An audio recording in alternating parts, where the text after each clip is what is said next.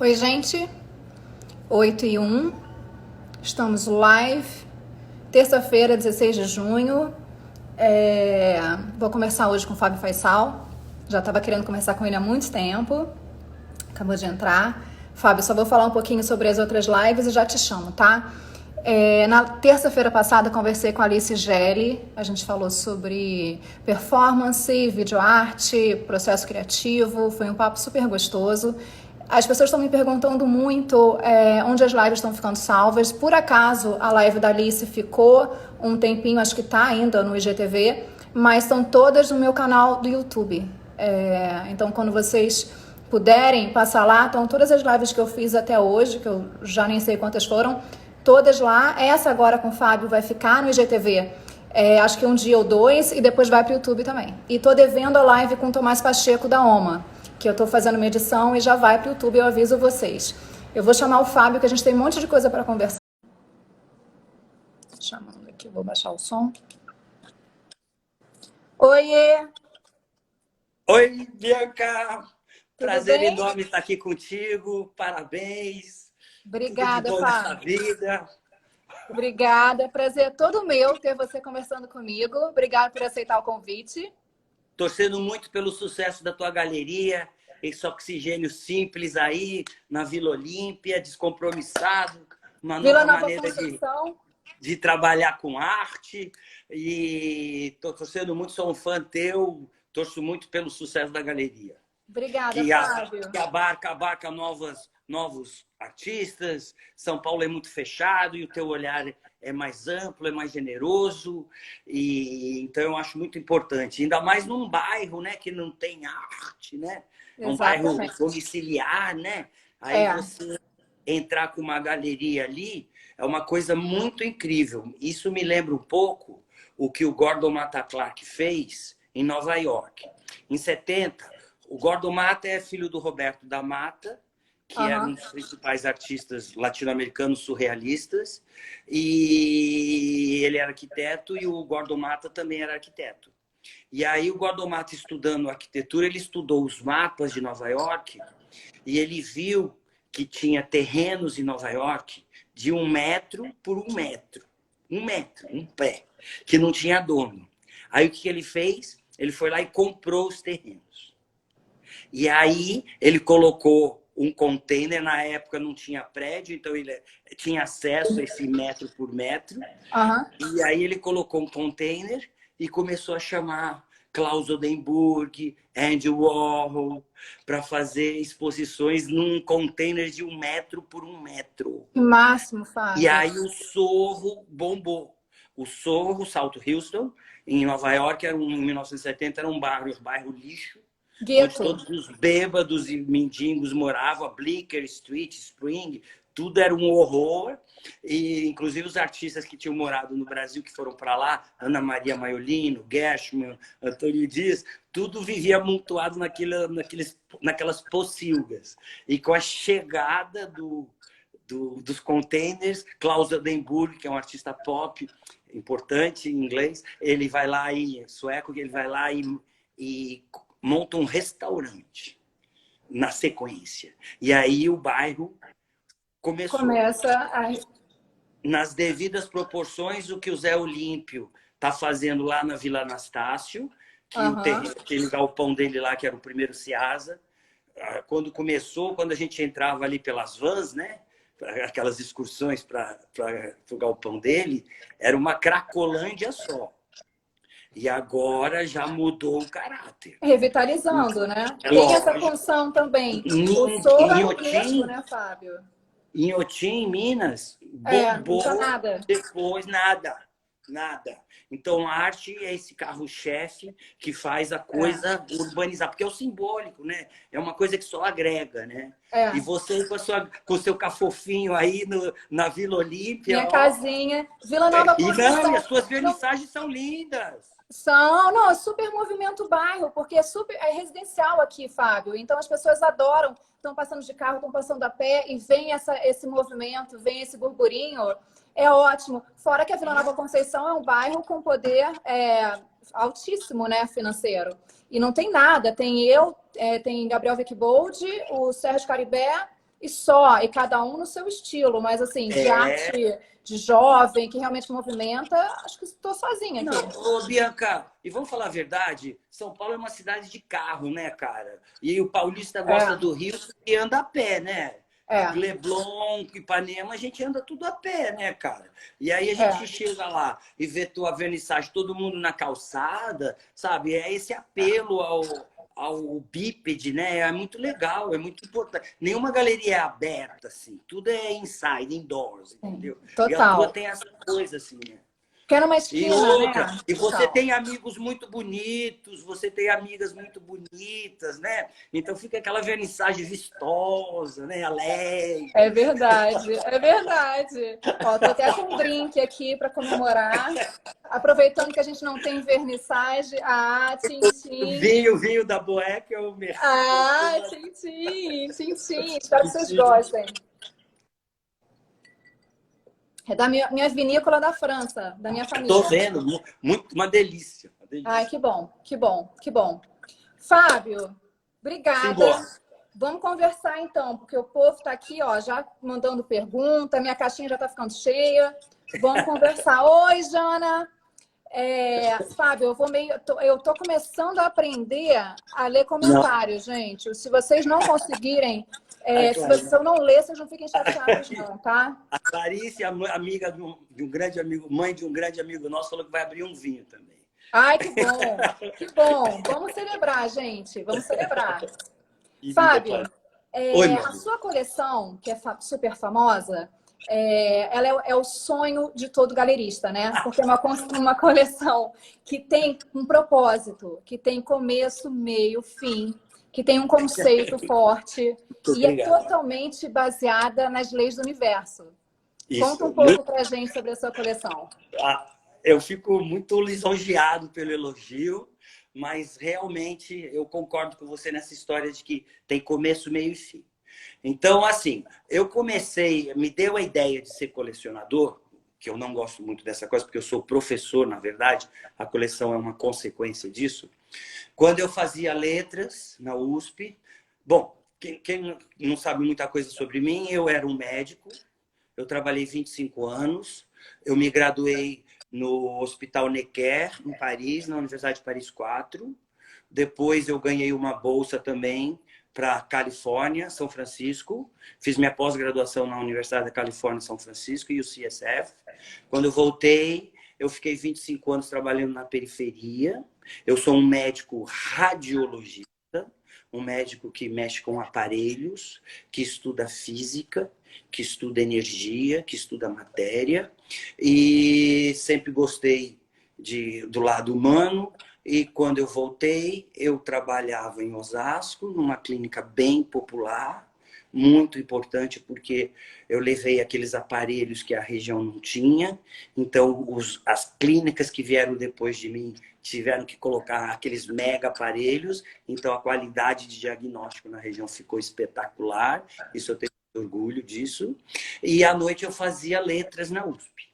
E aí, numa das aulas, eu não sei se dá para ver aqui, eu tive uma aula desse cara aqui, que é o Otávio Paz, que é o embaixador do México, Prêmio Nobel de Literatura, não lembro que ano, acho que 33 ou 39, mais para frente, talvez. E embaixador do México em Paris.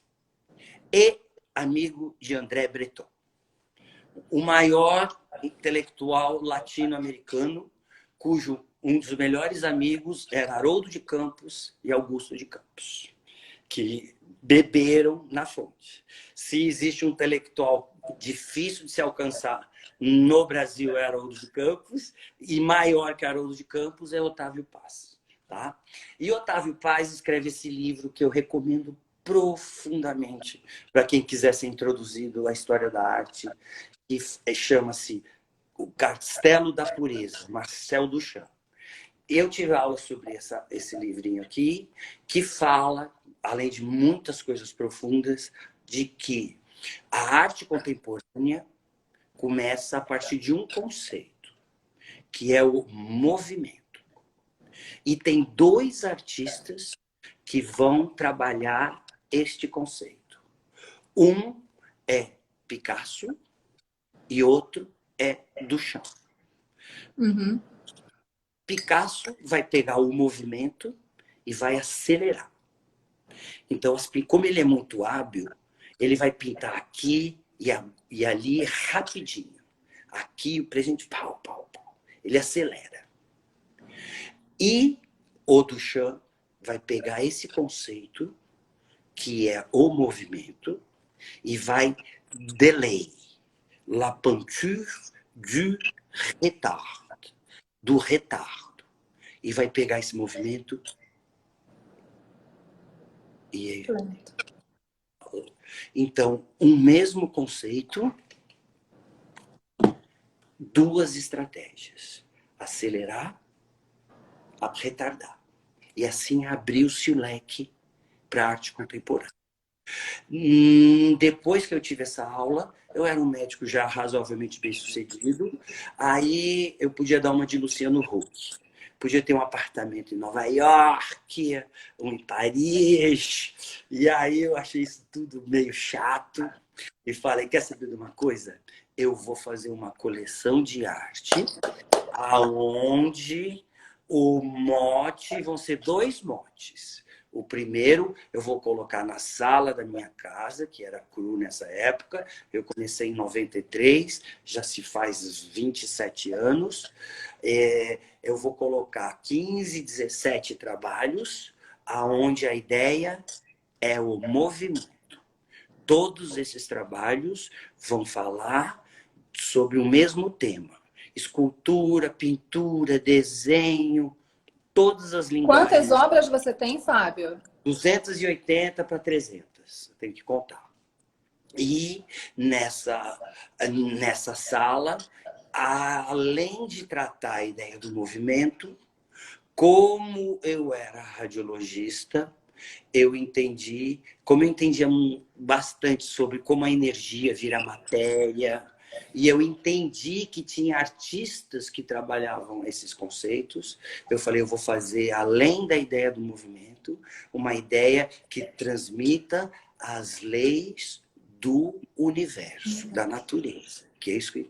Então, o meu conselho a quem quer começar uma coleção não precisa comprar trabalho de 100 mil reais. Isso é uma cafunice. Tá? Se comprar certo, você vai ganhar. Mas você pode comprar qualquer coisa de 5, 7, 8, 12, 15 mil, porque o legal é que a sua coleção... Porque assim, você não vai entrar no museu e vai entender tudo se você não estudar. Não tem jeito. Você até olha um Van Gogh, você olha um Matisse, você gosta. Mas se você se informar, aquilo ali é muito mais poderoso. Então, lê do engano aquele que acha que entra no museu e vai sentir tudo que pode. Vai sentir 1/10 do que poderia sentir se tivesse estudado. Então, a ideia básica é o seguinte, se você vai fazer uma coleção, você não precisa primeiro comprar coisa cara. Você pode comprar uma serigrafia, uma foto, um múltiplo, não tem problema algum nessa história.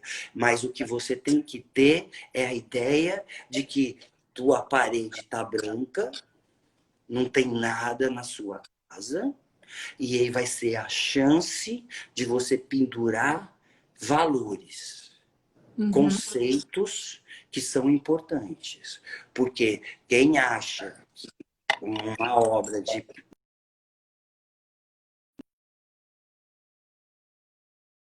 para o prazer da retina, está enganado. Não está. Uma obra de arte, e esse livro aqui, do Otávio Paz, ele ensina isso.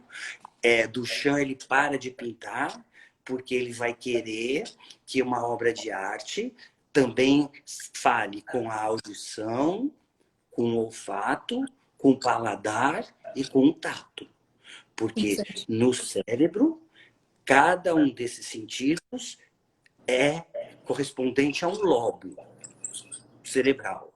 E à medida que você usa todos esses lobos, você aumenta a sua informação você fica mais inteligente e você tem mais condição de transcender, de ter a realidade, mas você consegue ir além para o que não é real, entendeu? Então, pendurar conceitos, você pode começar uma coleção e o desafio é, eu comprei uma cigrafia que custa 5 mil, que me fala sobre passagens de dimensões, que me fala sobre entropia, que me fala sobre uma coisa profunda que eu identifiquei no artista.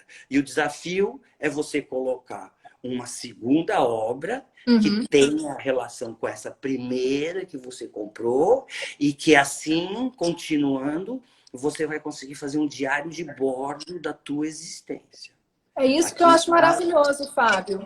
Muito mais do que você não querer começar uma coleção porque você não tem o dinheiro para investir, é você começar do que realmente te move, ter um conceito forte e montar a partir disso. Porque daqui a, sei lá, Buscar uma 10 anos, você vai olhar para trás na sua trajetória, no seu caminho, e você vai ver parte de você mesmo nessa coleção. memorialista, é um diário de bordo. Eu olho uma tela do Emmanuel Nassar, a primeira, eu lembro como eu estava, como eu comprei, o que era importante. Aí a segunda já foi relacionada à primeira. É isso. E é a chance de você acordar e lembrar que você tem uma narrativa que quer te tirar do real, que quer te fazer você ir além dessa coisa do dia a dia, de transcender. Porque no final, o que a gente quer nessa vida é ser livre. Não existe valor maior na vida do que ser livre. Quem ensina isso é Manet, em 1850, quando ele tem a Academia de Artes mandando o artista pintar do jeito que os senhores do dinheiro queriam. Manet não é impressionista. Manet é um libertário. Ele vai fazer as pinturas totalmente em contradição ao que a Academia de Belas Artes preconiza. E assim vem um monte de artista atrás, seguindo Manet, para pintar do jeito que quer. E quem traduz tudo isso é Baudelaire, que fala que o maior valor que o homem pode ter é ser livre. É a liberdade. E liberdade não é pegar seu aviãozinho e ir para qualquer lugar do planeta ou ficar com seus milhões de namorados e namoradas. Liberdade é um exercício de humildade incansável, de busca de verdadeiro dos seus valores, porque até o último minuto da sua vida, ali, quando você estiver indo para o além, você vai perguntar a você mesmo se você vai ser livre. Maravilhoso. Então, esse é o maior valor que a gente tem nessa vida. Exatamente. Então foi isso. Aí fiz a coleção. Mas você fez essa coleção baseada, então, nas leis do universo, não é isso? Quais são as leis que guiaram essa coleção? Muito bem. Estou gostando. Seguinte. Gente, há 20 anos atrás, ninguém ensinou a gente quais eram as leis do universo. Porque você não tinha satélite, você não tinha James Webb, você não tinha Hubble, você não tinha o CERN, que davam respostas ontológicas da ciência do ser. Como para onde vai o universo. Eu desapareci aqui, não? Você desapareceu aqui. Tá meio psicodélica a sua imagem. Eu não sei se virou, não sei o que foi. Oxe, que estranho. Ó, Teira, virou a imagem dele, ou não sei se... Porque tá mexendo ainda. Voltou. Agora vira para você. Vira para você. Virei. Aí. Maravilha. Aí, então, o Hubble, todas essas coisas, elas vão falar se o universo é de um jeito, qual é a forma do outro, se existem outros planetas, se existem outras leis do universo. Todas as questões ontológicas serão ditas agora um pouco, em partes, pela ciência. Então, é inconcebível hoje, em 2020, que o homem, nós, nossos filhos, nossos netos, eles já sabem. Aranha Verso, o filme do Aranha, que saiu há 2 anos, o que se fala naquele filme é Demais. espaço-tempo contínuo, buraco negro e dimensões. Outras dimensões. Então, Tutu, meu filho de 8 anos, já sabe o que é isso. Mas você não sabe. Tua mãe é física, ela sabe. Sabe. Eu também já sei porque eu faço sua aula, né, Fábio? Já tá, sei lá, você já está introduzida da nessa aula. aula. Mas é inconcebível, por exemplo, não saber o que é uma radiação cósmica. O universo teve um início, é o Big Bang. Depois, a primeira coisa que aparece são 3 medidas: altura, largura e profundidade. Isso é o espaço. Depois aparece uma outra medida. A segunda coisa mais antiga é o tempo. O tempo gruda no espaço, porque um cubo, por exemplo, para existir, ele precisa de duração. E duração é uma medida de tempo. O tempo vem, gruda no espaço, e o nosso universo todo está numa membrana, numa lataria. E a radiação que vem do Big Bang, ela jorra para dentro dessa lataria. E o universo é inteligente. O universo tem alma. E ele carrega uma informação. Essa radiação que vem do Big Bang, através das linhas de energia, as linhas de Faraday, que a Louise Bourgeois trabalha muito bem essa questão. Você já teve aula, você já sabe o que é isso. Quando essas linhas, porque a energia não anda espalhada, ela anda em linhas retas. Quando elas vibram, elas produzem prótons, elétrons e nêutrons, que vão se juntar para fazer o átomo, a molécula, os planetas, as galáxias, nós. E depois vem a prova de que o universo está se expandindo, que é o desvio para o vermelho. Depois vem a ideia da entropia, que é a ideia de que o que é sólido vai virar pó, líquido e gás. Tudo do universo vira assim. E tem zilhões de artistas que trabalham essas questões. Aqui no Brasil, a gente tem muitos artistas, não é? A gente tem o quê? Quase 20 artistas? Muito bem, muito bem. Minhas aulas estão servindo para alguma coisa. Então, maravilhosas aulas na galeria. Muito bem, porque o país que mais chegou perto foi a Inglaterra, nos anos 40, com a galera que nasceu nos anos 40, que foi o Richard Long, o Hamish Fulton, o Tony Craig e o Anthony Gormley. São a British Armed Sculptors, os escultores ingleses, a armada de escultores ingleses, que tratam questões do universo, da ciência, além de filosofia, linguística, sociologia, psicanálise, tudo junto. Entendeu? O bom artista é aquele que mistura tudo junto. Não é só ciência, não. Ciência é um instrumento. Mas tem linguística. Um título, às vezes, é tão importante quanto o próprio trabalho. Tem sociologia, tem pintura, tem tudo. Tá? Por favor, não me tenham como um cientista que quer fazer... Eu morro de medo disso, porque o que, na verdade, vale é a sensibilidade do artista. E o artista vai usar a ciência, a linguagem, a psicanálise, a sociologia, tudo para juntar tudo numa coisa só.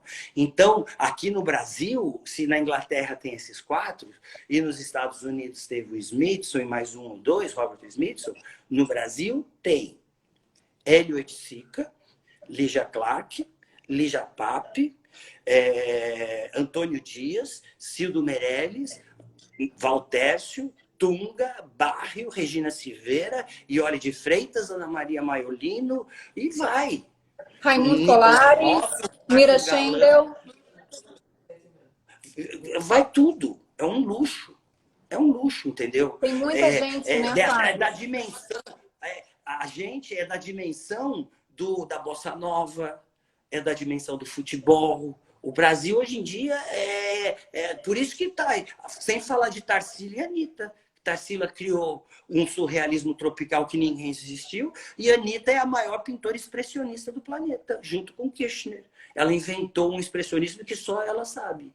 entendeu? Que vai ser recuperado agora, não tenho dúvida. Para não falar Geraldo de Barros, que está entrando no MoMA agora, para não falar Barrio, que estava no Santa Sofia, na Reina Sofia, é tudo. É tudo que é brasileiro, em tudo que é museu, porque a gente conseguiu fazer essa linguagem que nenhum outro país tem. Basicamente isso. Então é um luxo, Brasil, é um luxo. É muita projeção internacional, né, Fábio? Tantos museus, o Brasil conseguiu se destacar na arte nesse setor Mira internacionalmente. Schendel. Mira Schendel, o Raimundo Colares atrás de você. Na Tate, o Cildo, você entra na Tate, tem Cildo, tem Antônio, tem Lígia, tem Sérgio Camargo. É um luxo. O Brasil realmente. E tratando as leis da natureza, as leis do universo. Não me venha falar que é uma questão regional do Brasil, não. É universal. E o Brasil, sem dinheiro, conseguiu fazer isso. Maravilhoso. Deixa eu só te responder, que eu estou aqui de olho nos comentários também. Alguém perguntou, não me lembro mais, Flávia, como fazer aula com o Fábio. Flávia, me manda uma mensagem que eu te falo. O Fábio está dando aula desde 2018 na galeria. A gente marca, você entra no grupo. Paula, ele tem estudos sobre isso. Te convidei para fazer uma aula com a gente, você vai adorar. É uma viagem, a aula do Fábio, importantíssima. Fábio, você está falando sobre essa projeção dos artistas brasileiros no mundo, sobre a importância da arte contemporânea brasileira para esse setor que você está comentando. Mas, assim, a Bienal de 51 foi fundamental para isso também, não foi? Que orgulho! Essa minha aluna está incrível! Essa minha aluna está excelente! Muito bem dito. Porque é o seguinte, a pintura sempre veio. Lá dos clássicos, Velázquez, Tiziano, sempre teve pintura. E aí Duchamp dá um nó quando coloca objetos. E junto, quando ele coloca objetos, começa uma nova linguagem, que é a da abstração. A figura vai desaparecer um pouco, momentaneamente. E quem introduz essa utopia da geometria nas artes plásticas são os russos, o construtivismo russo, que depois vai bombar na Bauhaus, em 19, quando a Alemanha está destruída. E aí a Alemanha precisa de um carro-chefe para recuperar a autoestima do povo alemão, e vai ser com Gropius, Paul Klee, Kandinsky que vão fazer a Bauhaus. Na sequência vai ter a Black Mountain College, que é a maior escola do planeta de história da arte, em 33 em diante. E depois, em 40 e poucos, e depois vem a escola de Ulm, com Max Bill, tá? E então essa coisa da geometria, ela já vinha muito tímida como alternativa à pintura, à cor. E essa utopia da geometria vai bombar com a Bienal de São Paulo em 51. Maria Martins, casada com Alberto Martins, que na verdade é o principal homem brasileiro da primeira metade do século XX. Ele é mais importante que qualquer presidente que tem. Ele é o embaixador que faz a conexão em Tóquio, em Londres, em Paris e Nova York. Ele recebe Eisenhower, ele fala com Churchill, ele é o cara. Ele é casado com Maria Martins num casamento aberto. Ele é casado com Maria Martins e Maria Martins só é amante de Duchamp. Duchamp morre de amor até o último minuto por Maria Martins. E Maria Martins pega o Rockefeller, pega o Titilo e cria a primeira Bienal exclusivamente de arte. Porque a Bienal que existia antes era Veneza, que era uma cafonice. A Bienal de Veneza até 51 tinha sofá, tinha móvel, tinha vidro, era uma cafonice. Aí quando aparece a Bienal de 51, tudo muda e ela para de ter essa cafonice, tá? E qual que é a utopia? Qual que é a ideia dessa utopia? Que é o seguinte. A utopia é o seguinte. Quando eu estiver olhando para um quadrado preto, só, o cara vai lá, Malevich vai lá e desenha um quadrado preto. Ou esse trabalho aqui do Raimundo Colares, aqui no fundo, vermelho aqui de casa.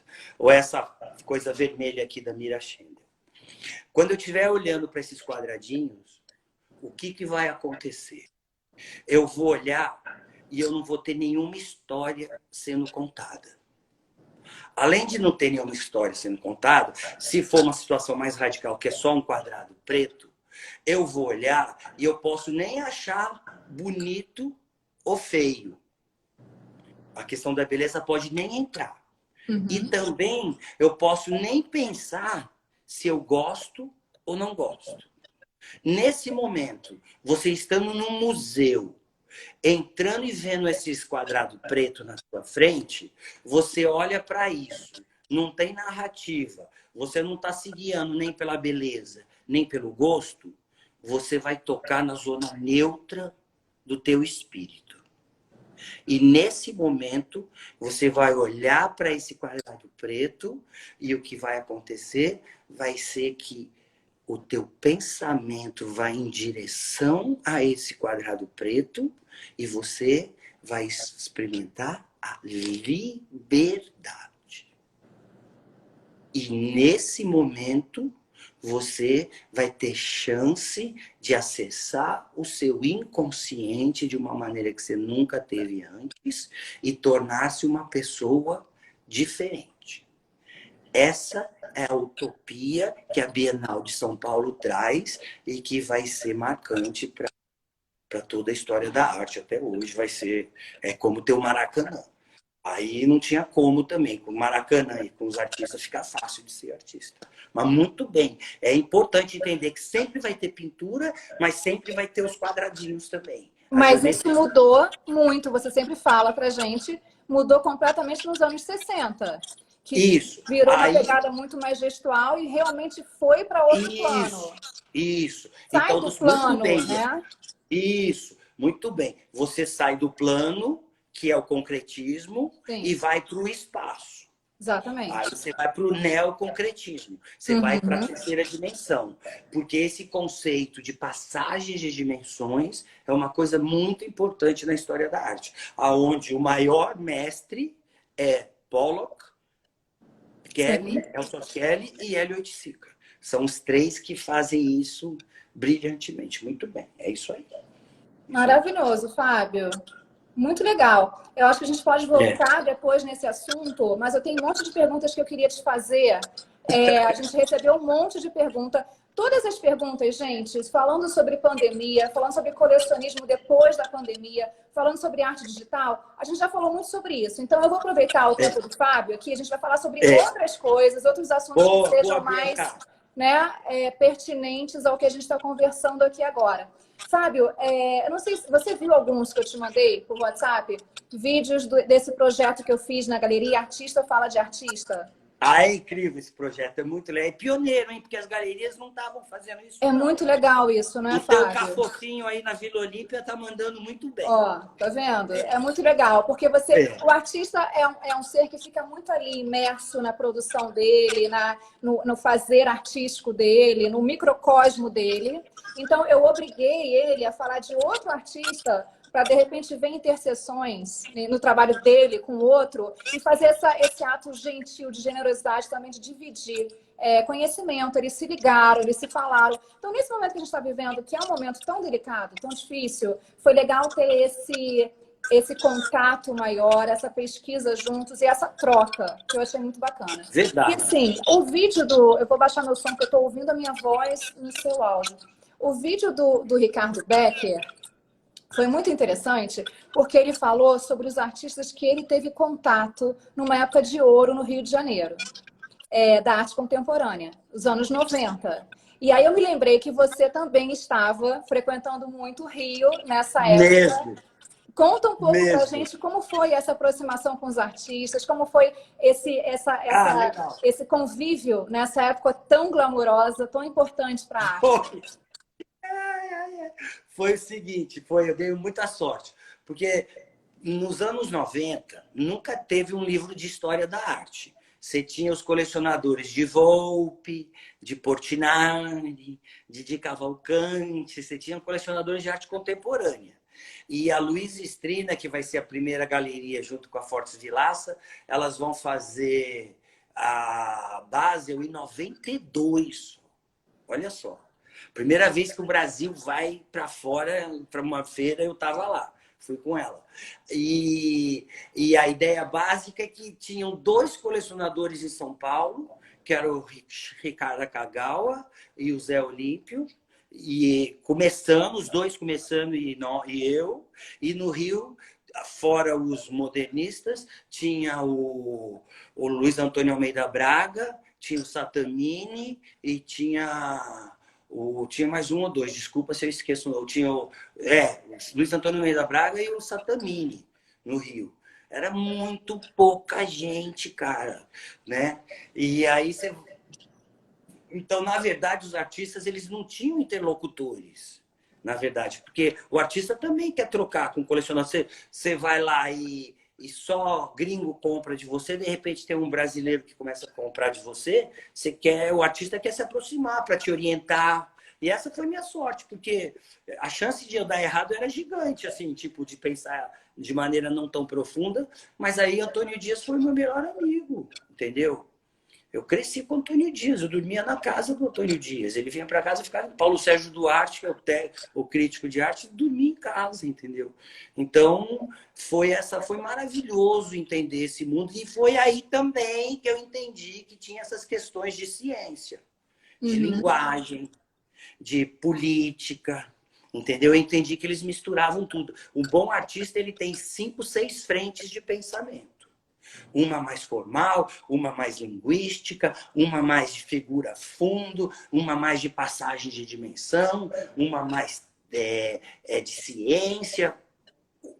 Cada dia um vai lá e faz uma coisa. Vai e se alimenta dessa coisa. Porque artista tem método. Artista trabalha muito. Artista é um atormentado. E quem acha que artista é vagabundo está enganado. Porque o cara é um perturbado, ele não sossega enquanto ele não chegar ao que ele está querendo descobrir, entendeu?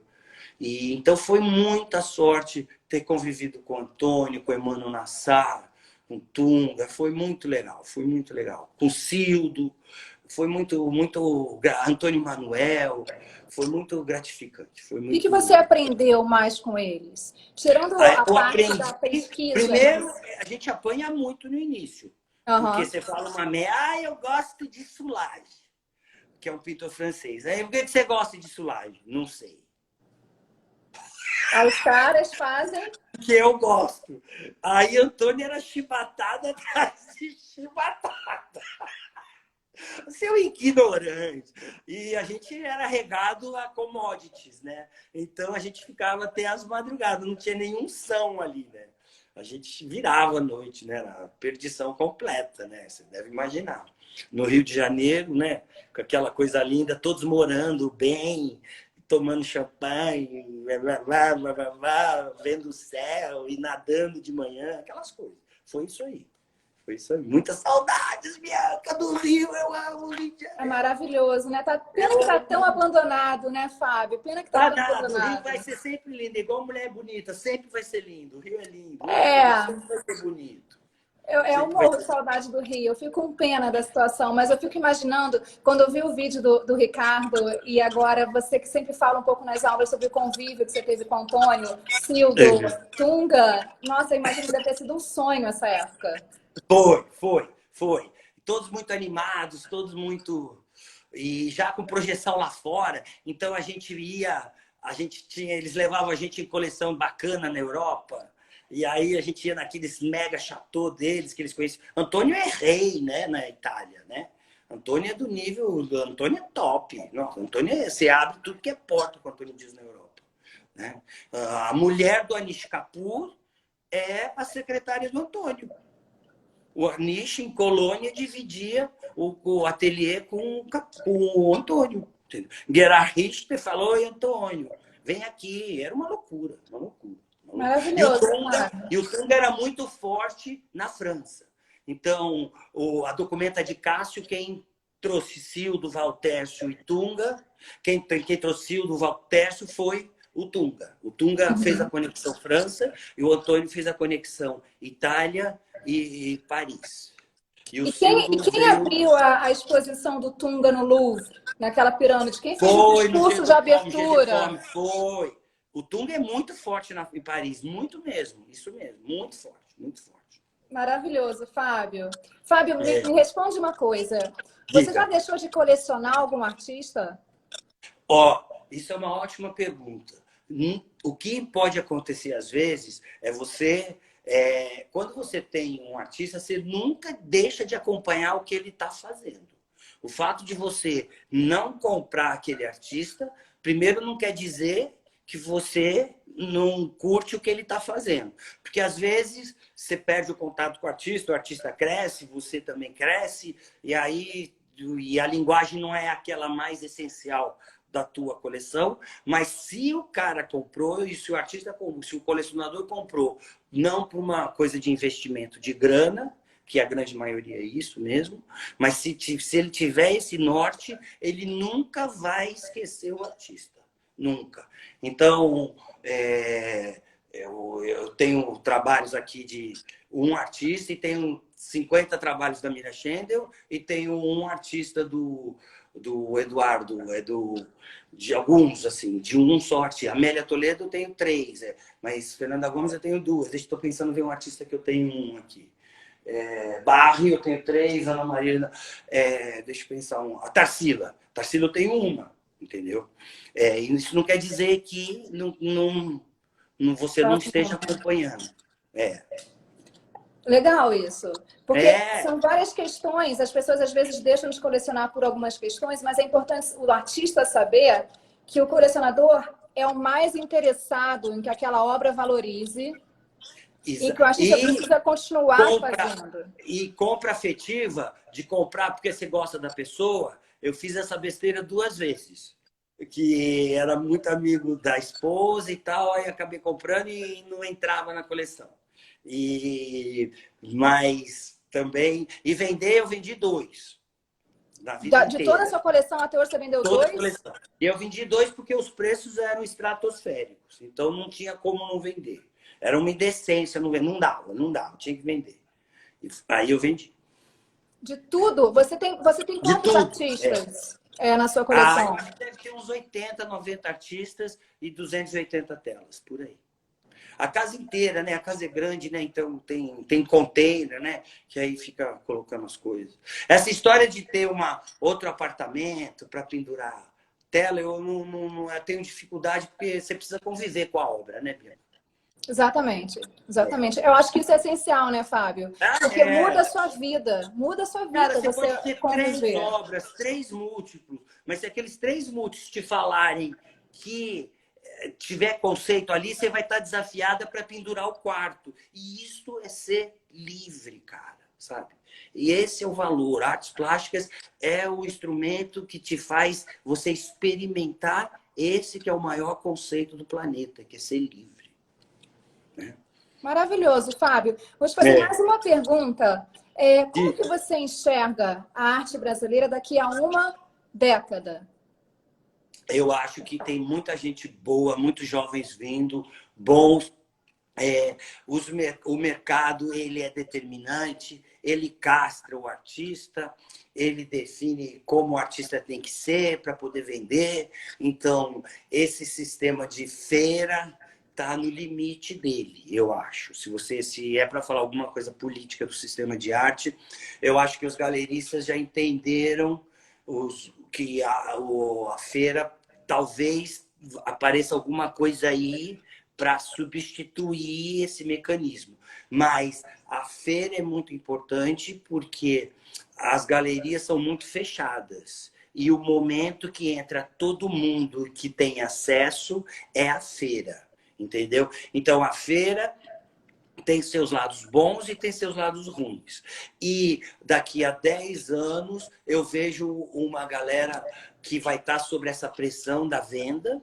Isso é ruim, isso tira a originalidade do artista, entendeu? O artista tem que estar ligado que se ele cair nessa armadilha, ele vai se atrasar, entendeu? Coisa que os nossos artistas dos anos 60 jamais pensaram. Eles faziam igual a tragédia grega. Você vai falar tudo que você está sentindo sem se preocupar com o feltro, com a razão.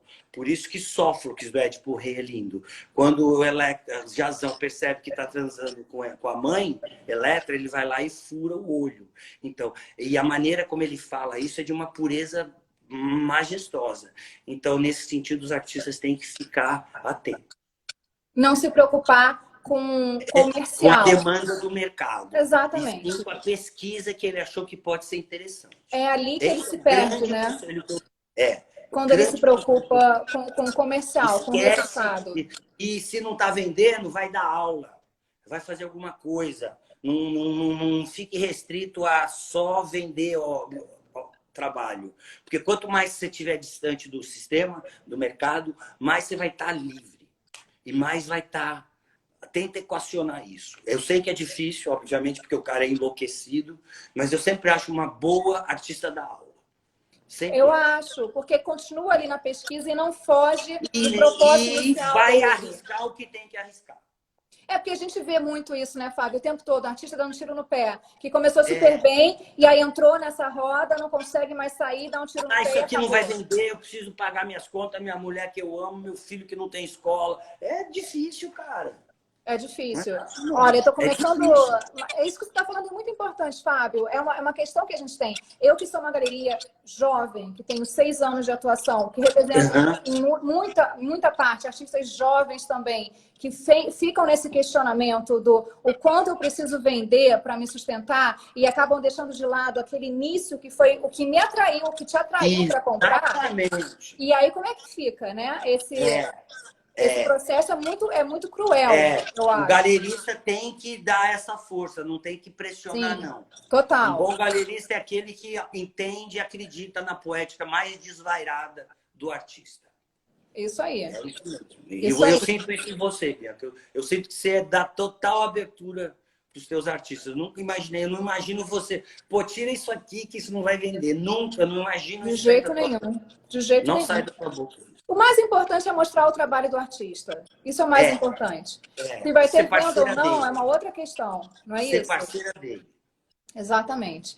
Fábio, gente, eu tô vendo, a Tera tá me ajudando aqui respondendo umas perguntas, mas a Ana comentou, às vezes também o artista fica overpriced e não dá para acompanhar. Quando a gente falou de parar de colecionar.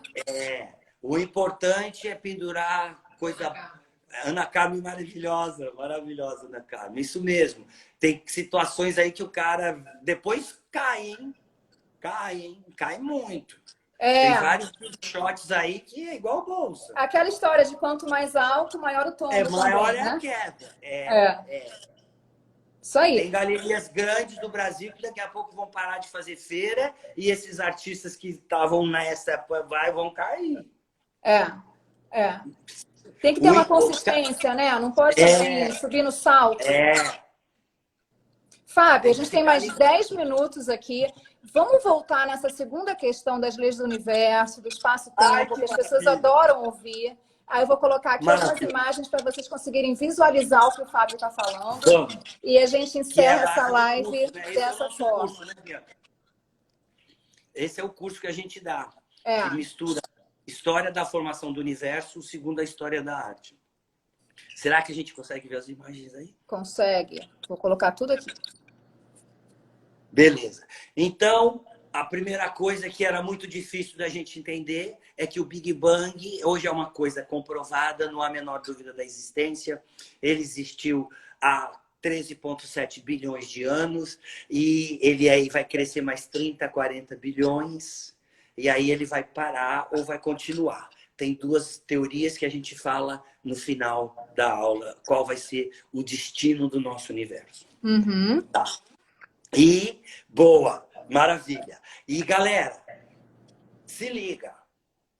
A primeira coisa que aconteceu no nosso universo, a primeira da primeira é o aparecimento de 3 medidas.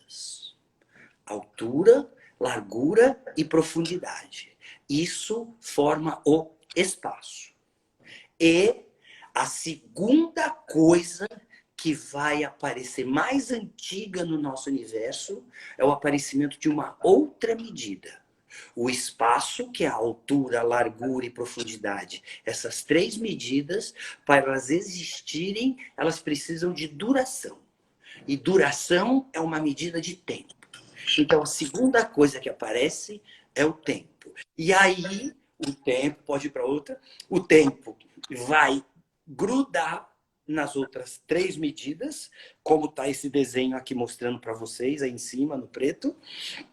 E, nesse momento, a gente vai ter uma coisa chamada espaço-tempo. Então, quem acha que a quarta dimensão é o tempo, não. A quarta dimensão, correto se dizer, é o espaço-tempo, porque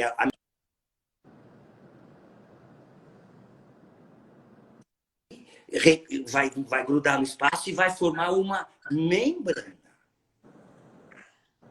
Quando faz o nosso, muito bem, Bianca, o nosso universo, então ele vai ter uma lataria, tá? Pode ir para outra, que é o caso do Cildo Meirelles, quando ele faz o Globetrotter.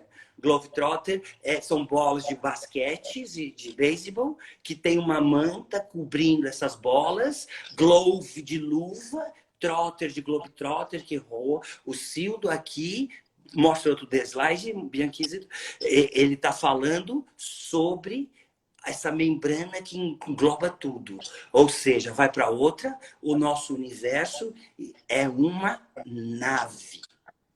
Quando o Neto fez esse trabalho na Pinacoteca, a gente tirava o sapato e ia entrando. O nome desse trabalho chama Nave Louca. Ou seja, nós estamos numa nave. O nosso universo tem limites. E se existir universo, sim, precisa carregar. Se existe um outro universo, a gente vai ver um limite dele. Simbora, Bianquisa. Então, o Big Bang é aquela coisa amarela lá do fundo, o universo começa a crescer e as galáxias todas ficam em volta dessa coisa azul. Essa coisa azul é a lataria do nosso universo. O nosso universo tem uma membrana. O buraco negro é quando uma estrela que acaba, ela fica muito pesada e ela rompe essa lataria azul e vai provavelmente para um outro universo.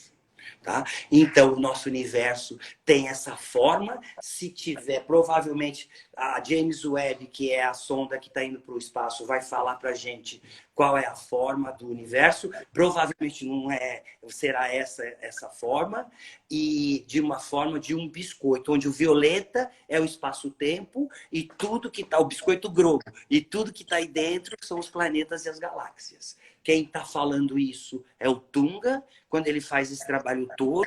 O universo era pequenininho, aumentou e aumentou com essa forma. E há duas teorias que vão falar sobre o futuro do universo.